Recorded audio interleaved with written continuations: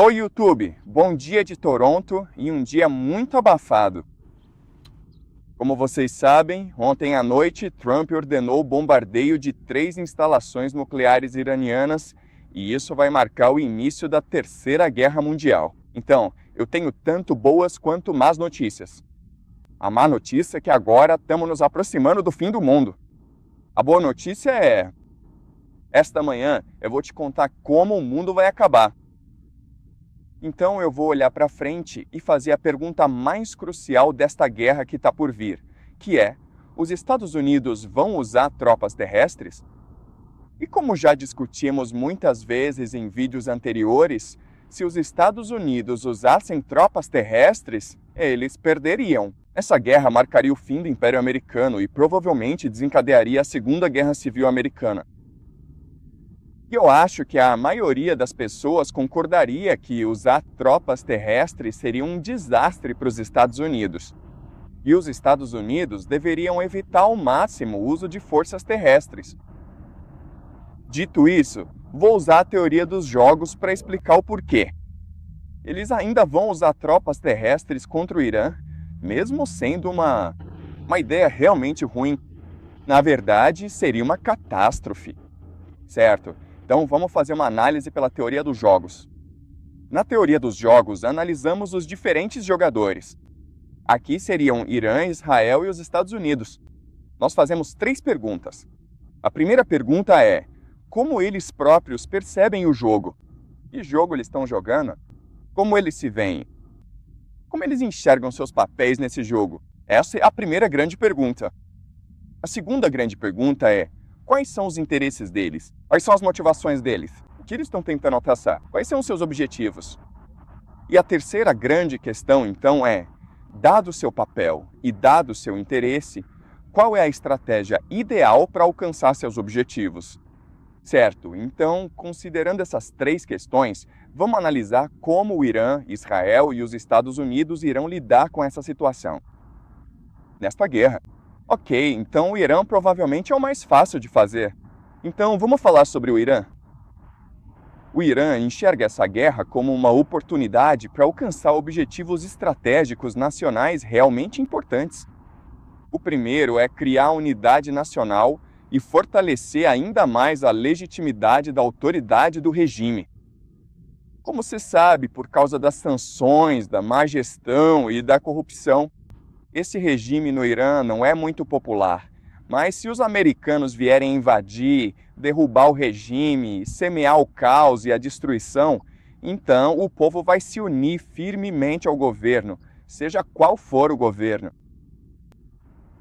Além disso, os iranianos veem isso como a melhor oportunidade em muito tempo para finalmente destruir a presença americana no Oriente Médio, forçando os americanos a entrar em um atoleiro do qual não conseguem se livrar. Como já discutimos várias vezes, questões de abastecimento no Irã serão um grande problema para os militares americanos. Eles conseguem entrar, mas vai ser muito difícil para eles saírem. E o terceiro interesse estratégico nacional é criar legitimidade global ao derrotar os americanos, certo? O regime xiita está tentando ser o líder do movimento muçulmano global. E se eles conseguissem derrotar os americanos no Irã, então se tornariam os líderes de fato de todos os muçulmanos do mundo, superando a Arábia Saudita. Então, esses são os 3 principais interesses estratégicos nacionais do Irã.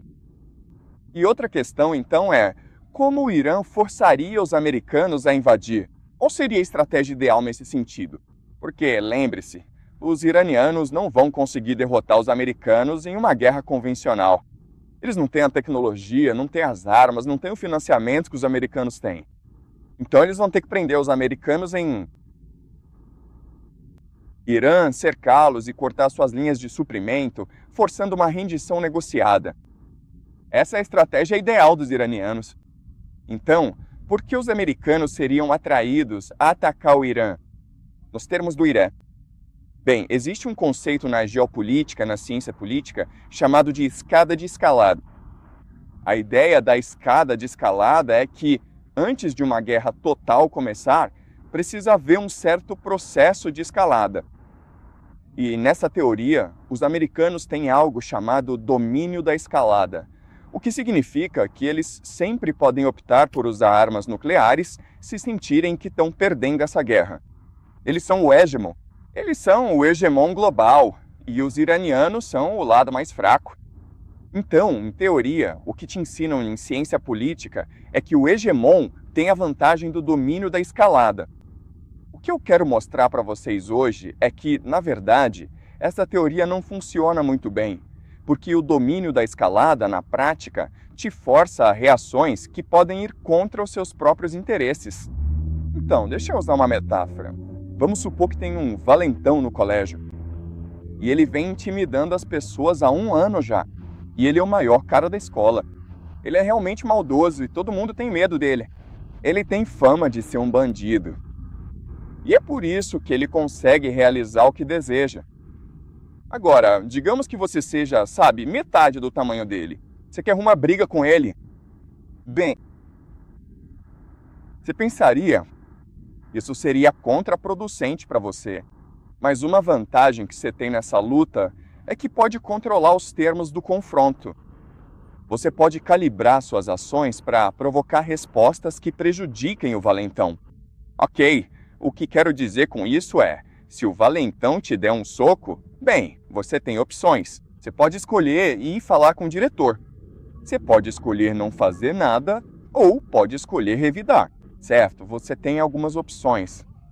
Mas se você desse um soco no valentão, ele na verdade não teria escolha a não ser te bater de volta. Se ele recuar, se ele ceder, então ele perde toda a credibilidade diante dos outros. Então, na verdade, ele não tem escolha a não ser te bater de volta e te bater mais forte do que você bateu nele.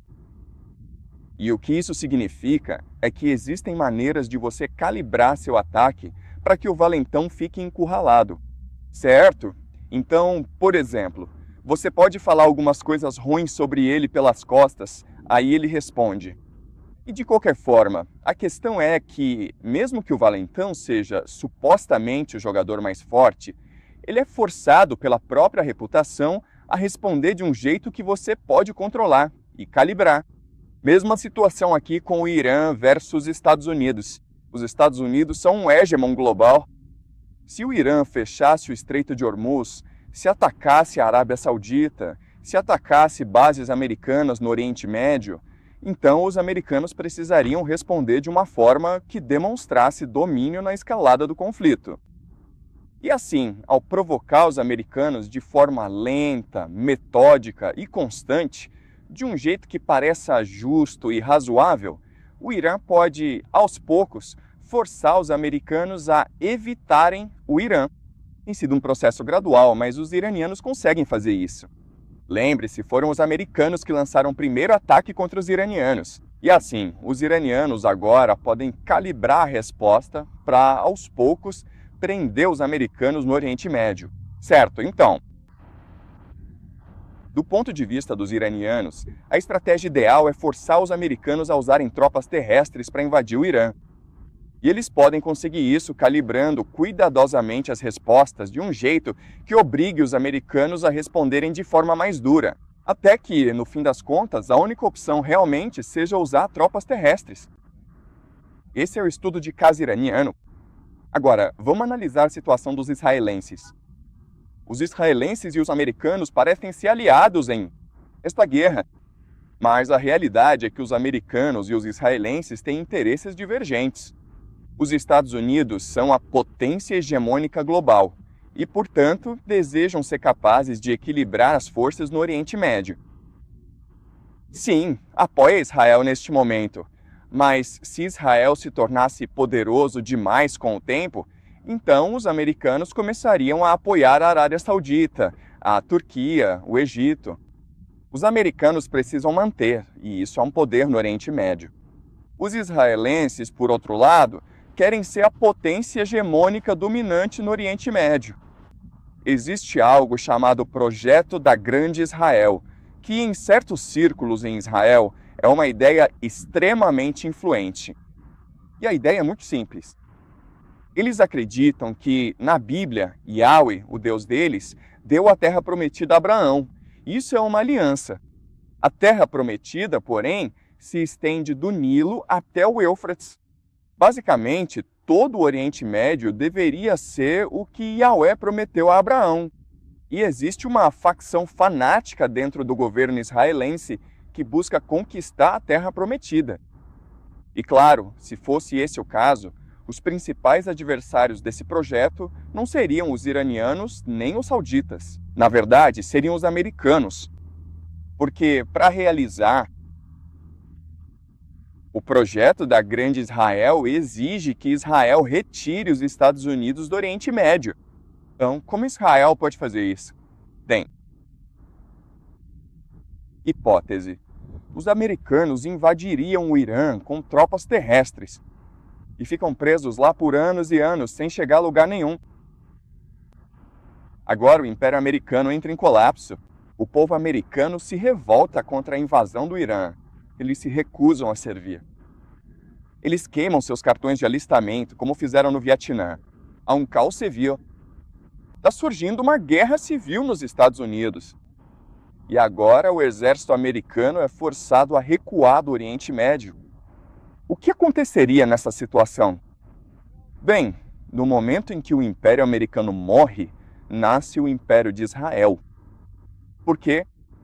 Porque controlar o Oriente Médio, o exército americano controlando o Oriente Médio, é chamado de CEMTCOM, Comando Central. Eles têm bases, têm armas, têm soldados. Se a nação americana recuasse do Oriente Médio, isso não significaria que o exército americano iria embora. Tudo que isso significa é que o exército americano agora seria absorvido pelo Estado-nação de Israel, tornando Israel o hegemon de fato do Oriente Médio. Esse é o plano de longo prazo de Israel. Não adianta absolutamente nada para Israel derrotar o Irã. Eles precisam derrotar tanto o Irã quanto os Estados Unidos. A melhor maneira de fazer isso é envolver ambos em uma guerra que destrua os exércitos das duas nações. Essa é a estratégia ideal para Israel. E isso exige que os israelenses convençam os americanos a usarem tropas terrestres para invadir o Iraque.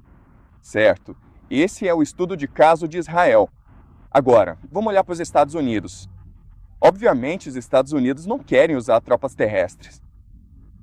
Porque no momento em que americanos começarem a morrer no Oriente Médio, no momento em que instituírem um alistamento obrigatório, isso vai criar um caos nos Estados Unidos. As pessoas vão protestar, as pessoas vão se revoltar. Politicamente falando, será um atoleiro.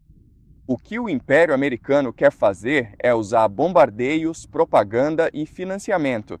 E isso é algo que discutimos no último vídeo, para derrubar o regime iraniano, o Ayatollah e seus mulás, e instalar um regime mais amigável que eles possam controlar.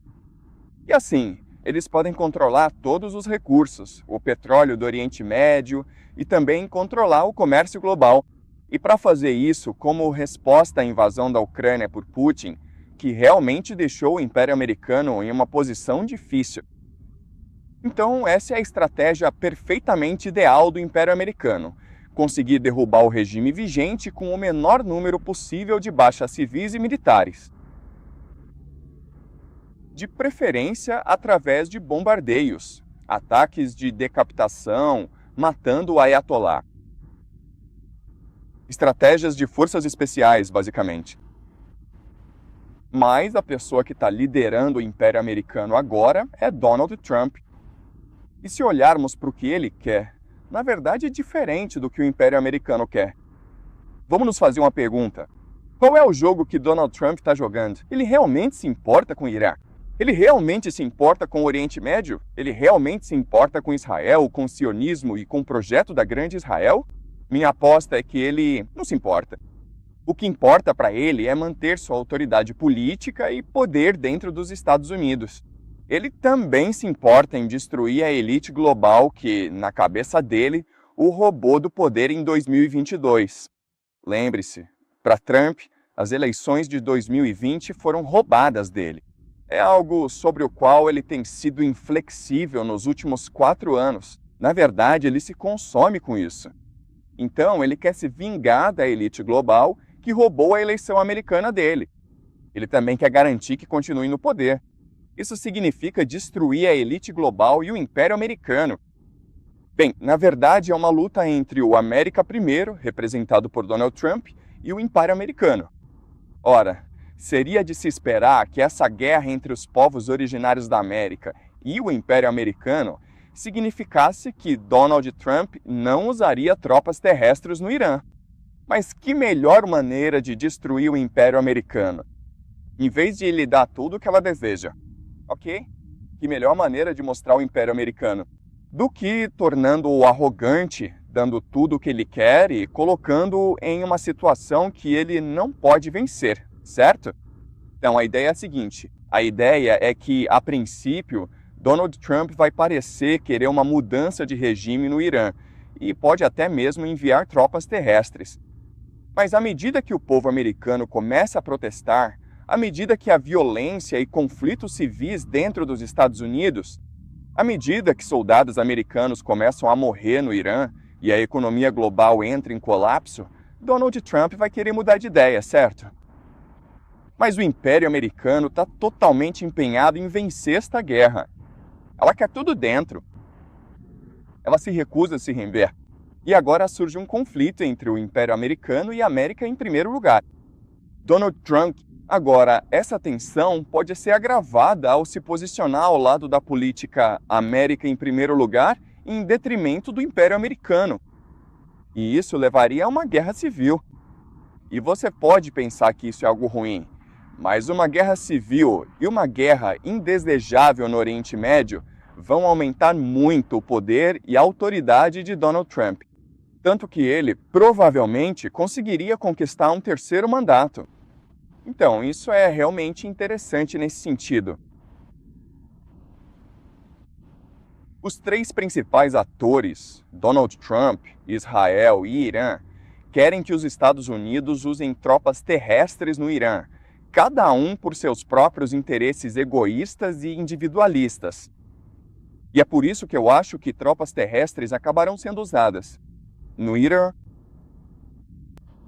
E eu acho que o que vai acontecer é que, basicamente, todos os três atores, Irã, Israel e Donald Trump, vão conseguir exatamente o que querem. Israel vai conseguir tirar os Estados Unidos do Oriente Médio e se tornar o Império de Israel.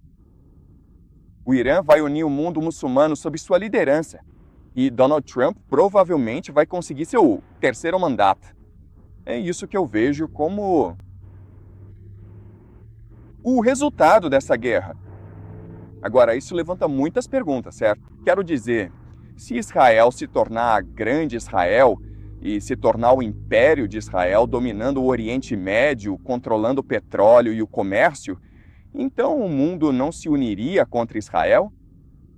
E, infelizmente, isso faz parte do plano. Isso faz parte da profecia. E isso é algo que vamos discutir no próximo vídeo. Porque usar apenas a teoria dos jogos não é suficiente para explicar e entender completamente o que está acontecendo no Oriente Médio.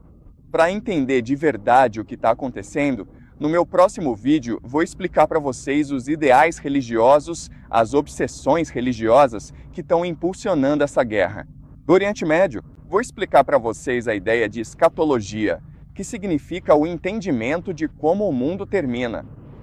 Basicamente, todos os grandes jogadores desse jogo, o Irã, Israel, até certo ponto, os Estados Unidos e os sionistas cristãos nos Estados Unidos, veem esta guerra no Irã como o cumprimento de uma profecia bíblica. Eles realmente veem isso como o fim do mundo. E é por isso que esta guerra é tão assustadora para todos nós. Então, no meu próximo vídeo, revelarei a vocês as dimensões religiosas desta guerra. Ok. Alguns outros pontos a considerar antes de concluir este vídeo. Alguns de vocês comentaram no meu último vídeo dizendo que eu não deveria revelar minhas informações públicas. Eu não deveria colocar minha família na frente da câmera. E vocês estão absolutamente certos. Refletindo sobre isso, quero agradecer a todos que expressaram suas preocupações. Sinceramente, tudo isso é novo para mim. Eu era professor do ensino médio, ensinava meus alunos, e agora sou famoso na internet. E todo mundo está olhando para mim em busca de alguma orientação sobre essa questão entre eu e a Irã. guerra, me sinto lisonjeada, mas também impressionada com a tensão. Sou educadora. Quero continuar a educar as pessoas sobre como esta guerra vai se desenrolar para que vocês estejam mais bem preparados. Vejo isso como minha missão. Então, vou continuar fazendo vídeos. Conforme esta guerra avança, continuarei explicando para vocês usando a teoria dos jogos como essa guerra poderá se desenrolar. Mas agora eu entendo que a internet pode ser um lugar assustador, louco, insano. Então, vou ter que ser muito mais cuidadoso com o meu perfil público. E vou ter que ser muito mais cuidadoso em proteger minha família. Certo, então vou continuar fazendo vídeos, mas peço desculpa se você tentar falar comigo e eu não responder. Estou sobrecarregado neste momento. Peço desculpas se você tentar entrar em contato e quiser tomar um café e eu não puder. Mais uma vez, meu foco agora é estudar essa guerra, tentar entender o que está acontecendo e, dentro do possível, tentar explicar e esclarecer o que está acontecendo. Certo? Então, vejo todo mundo